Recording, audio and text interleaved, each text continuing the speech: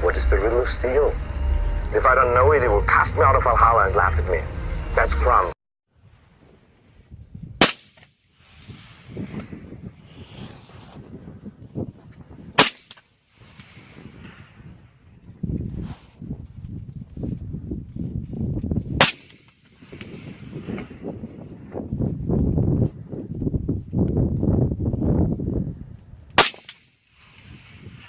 Aim a little bit higher. Oh, you're a red dot. Never mind.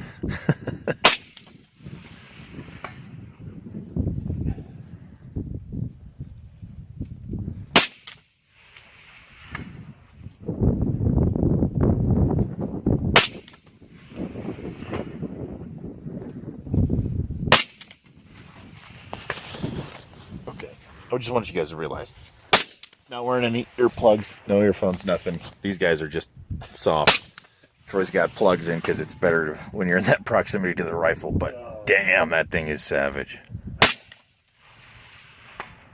keeping my ears warm, man. Sure. So shut up.